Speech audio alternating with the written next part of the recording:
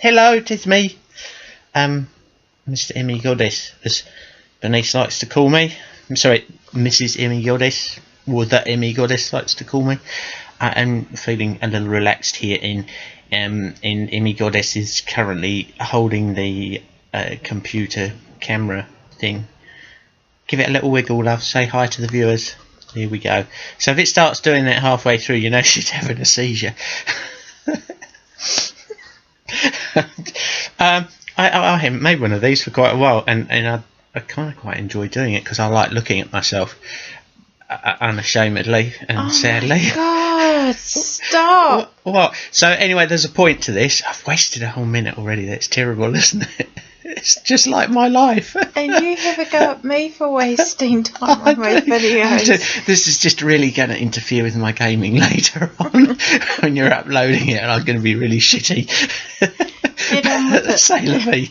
So, anyway, Shut I had this up. all worked out, like this sort of discourse that kind of feeds into where I want to go, because ultimately, I'm feeling a bit crappy towards wins, and there's some reasons for that. But I guess what's happened since the last time I saw it? God, lots. Emmy Goddess has not been so good the last few weeks, and we've got this sleep. I think it's called apnea, or it's not acne, is it? It's Insomnia? apnea. No, insomnia is when you can't sleep. Apnea is when it's all over the place, isn't it? No, apnea is when you can't breathe. Oh yeah, that's probably a bit different. Anyway, her sleep patterns are a bit stuffed, and that means she's not having so much REM sleep, and she's doing really well because she's not taking it out on me, so that's good. She's employing lots of techniques not to do so, not including duct tape, and she's been great. But it's really hard for her. Not being nasty to me, but it's just been hard for her. God, I'm digging such a big hole here. So she's had a really rough time, and it hasn't helped that I've been quite stressed, tied up with all sorts of bits and pieces, and it's causing my blood pressure to go up and quite literally to boil, I think, at some points. But I want to kind of get into how we get there, because some really bad things have happened in New Zealand, and I'm not going to go into too much detail on them. But it's kind of, it's shocking, and yet the scale of it is absolutely shocking.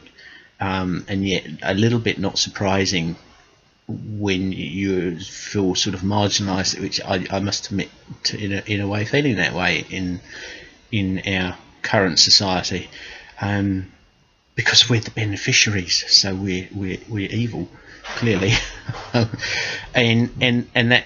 Wow, what a correlation. That was an awesomely awful segue. Yeah, I know, but that's how my brain works. There's too much to talk about. I could sit here and work out for an hour about how those people that have those views bash beneficiaries also have similar views about other minority groups. Okay, that's... All right, I'll stop. Okay. So anyway, being a beneficiary, it's tough.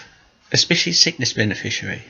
There's like 300,000 people, not including all the people who are on pensions and stuff, because they take up the vast bulk of the 23 million that we spend on welfare or whatever it is.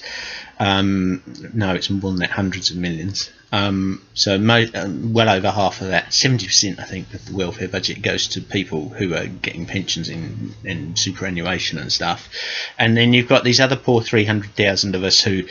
of which 1/3 are solo mums on the solo parents, on the DPB, or sole parent support.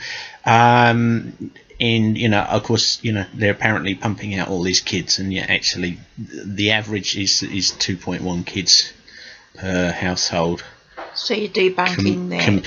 Compared to 1.9 for the rest of the population. So, so that's just hogwash. Then you've got this other third of us that are the ones who are on long-term sickness benefit or caring for someone on long-term sickness benefit, and then so all these people rorting the system. There's like this many, and yet we all get tarred with the same brush, and it's awful. So that pisses me off. But it also it came about as a cultural thing over the last sort of 10 to 20 years, the cult of the individual. So we're all responsible for being where we are, despite the fact that there's 1/3 of us at least who really got sick. Got sick, paid taxes all your life, got sick. Well, actually, you're no use to us anymore, so we're going to treat you like poo. I had a really refreshing conversation earlier in the year with the manager of my local work and income office, who was desperately trying to change the culture in her office as quickly as possible, and yet most of the people who were there had actually came on board over the course of the last 10 years, and so kind of been indoctrinated into this don't trust a single beneficiary and don't give them a cent unless you absolutely have to sort of attitude that used to prevail until a year and a half ago, where things changed, and that to a certain extent is still there. But anyway, we had this wonderful meeting with the poor manager. I mean, when I turned around and said, look, I understand most of the issues here are systemic, and it's not actually the people or all of the people. And she said, well, maybe a few, but I'm not having a pop at you or your staff or anything, and she was almost in tears. Well, I kind of changed my mind a little bit about that at the moment, because we've been wronged so many times by our local work and income office. They've got so many things wrong, and it has been as a result of systems not talking to each other, of people not being properly trained, the people not really looking into things and not having the time to look into things properly.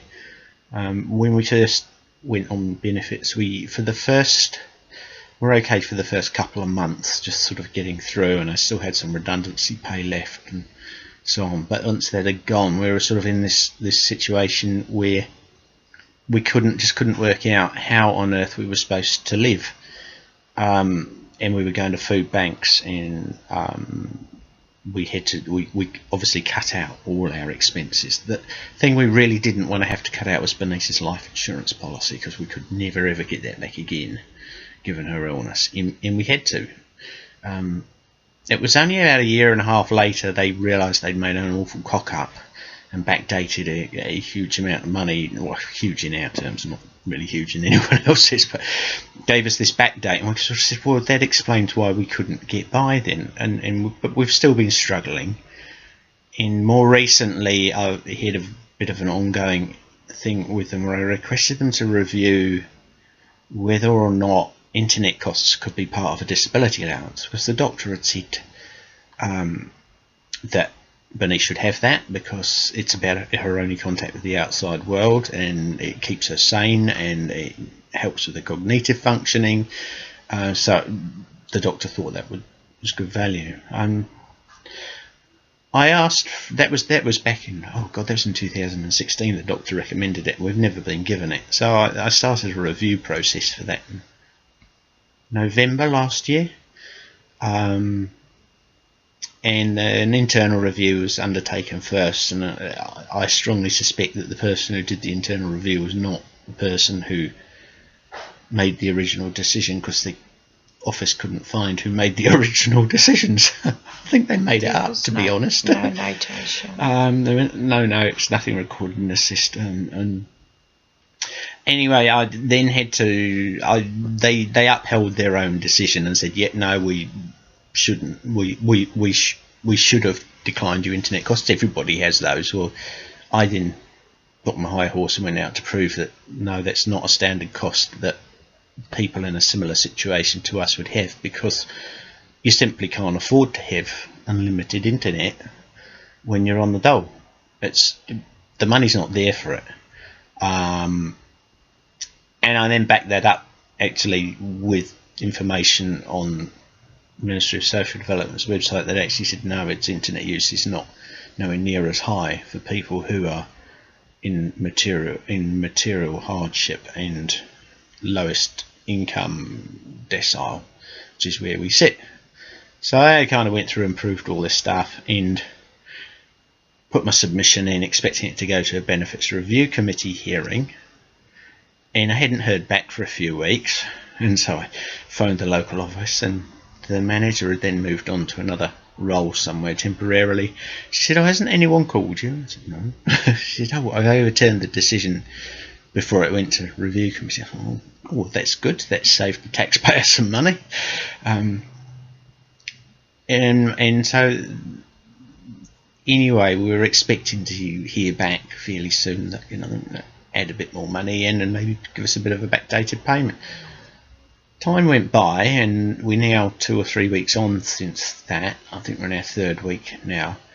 I've had 4 times been told, oh, we'll update you by Wednesday or Friday or whenever it happens to be, and nobody actually calls back by the time they say they're going to call you back, and I have to phone in and say what's the problem. And now apparently it transpires, as of a couple of days ago, that they think they overpaid us. I was beside myself, absolutely ropeable. At one point I thought I was probably going to have a heart attack, and I'd quite sincerely mean that. It's not me just dicking around as usual. And we're kind of still left in the lurch as to whether we're going to get a bit more money or not, whether there's going to be a back payment or not, whether they're going to take money away from us, and completely in the dark. There is no other organisation in this country, probably bar the DHBs, that are bloody awful at getting information to their clients is work and income. It's appalling. I feel honestly treated like a piece of shit, frankly. In the times that they miss the deadlines for. Oh, they've never hit the deadline that they've told us. Yeah, but when you were, I don't have the words, when they breached our... Oh, the Privacy Act requests. Yeah, they breached Privacy Act request timing several times over the course period before Christmas and across January. And honestly, it would... They make a mockery of the idea of welfare, because there's certainly nothing to do with clients' welfare at all. In fact, dealing with them is driving me potty. It's probably the thing that's raised my blood pressure over the last year, which I've got to sort out. The thing is, we need this to be settled to keep our house. Yes, we do need this to be settled to keep our house, but I honestly don't think that Wins quite get the full picture when they look at these things and say, oh, well, if we actually don't sort this out, then these are going to be another homeless statistic and an even bigger problem for us to sort out. But you can also say that they've put us on a homeless list. Well, we're not on a homeless list, we're on the social housing register. But they've also told us that we won't get a house. Yes. But they won't help us keep our house. No. That would be sensible.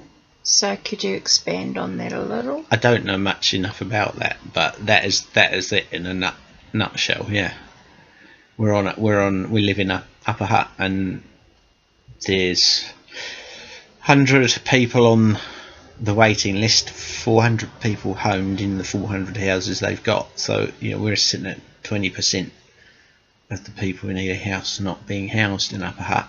In Housing New Zealand flogged off all the Crown land when the Nats were in power to private developers, because private developers, of course, were going to supply affordable housing to people. My God, that's just another upper hut city council rort, isn't it? The developers actually run the council. So we can't get we can't be guaranteed to keep our current house. We can't get our current house altered because we've been put on the social housing list, of which they've told us we won't get one because of our special needs. Yeah, there's not enough money in the pot to get the housing mods anyway from Ministry of Health, because there's too many disabled people. I think they need a few of us to come and drop dead or something, to make the money go further, and nobody wants to pay any more tax to look after us, especially not people like me, because I'm a pain in the arse to them.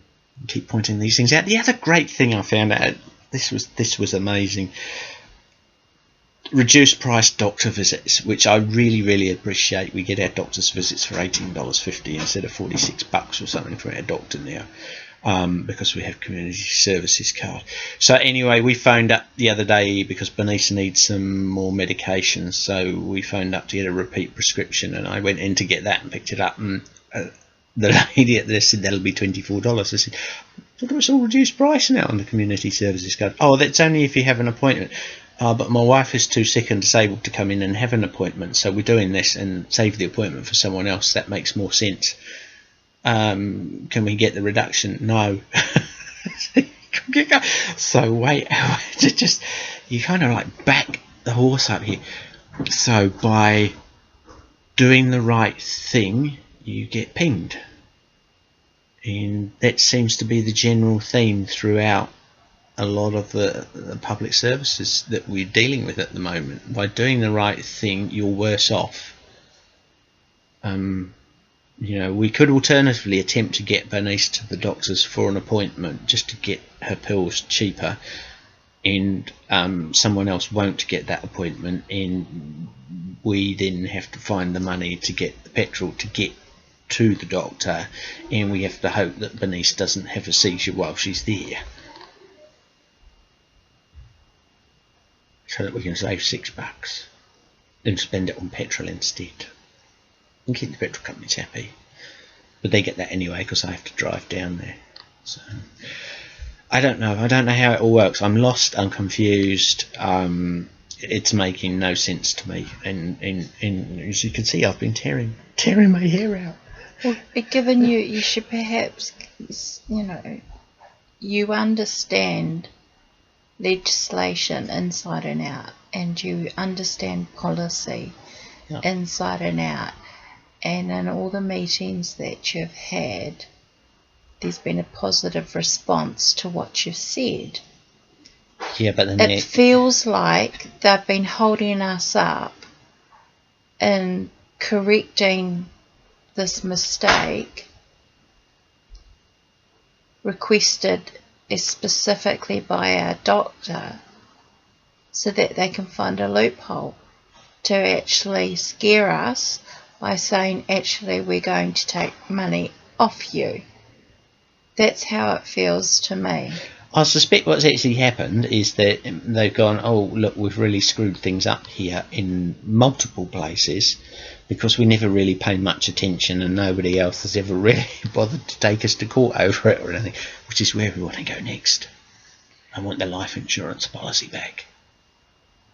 Well, yes, because that's the future for you and the children. Yeah. And they took that away from us. Yes. Yes, so I think, we're going to... And the funded family care. Well, there's nothing we can do about that because, the national government took away our right to complain about it. We should make the comment, though, for those that don't understand, that you don't get paid anything to care for me full time. No, although we could get one of our children, whose lives are fully ahead of them, to go and to do it. They would be paid to do it. And it's like, what kind of society do we live in where you would prevent your own adult children from pursuing their dreams? Put them into the poverty line as well, because we're desperately trying to. You would fund them to do it, but not a person's spouse to do it. And how does that work? How does anyone go to sleep at night putting policies like that in place? I don't get it. So, because you're not saving or any money or anything. We could realistically force a young person to come and do this. Say, right, I've got to go and earn the money. Because this is what politicians have said. I mean, that bit fortunately will hopefully get sorted out. Your government get funded family care sorted. That will sort us and 5,000 other people like us. That what we'll get to keep our house. Yeah, and instead of becoming another statistic, assuming they pay us at least the minimum wage over for 60 hours a week or something, which is a portion of what I'm on call for. So our situation is somewhat distressing. Shit. Somewhat distressing. It's a pile of seeming great turds. I know. But you gotta laugh about it, eh? Like, this is getting to 1942. We need to finish 20 minutes as absolute max. It's going to take 20 hours to load this up, and I won't be able to play my game in the morning. You've been talking. Yeah, but only because you were egging me on. 58, 59. Stop!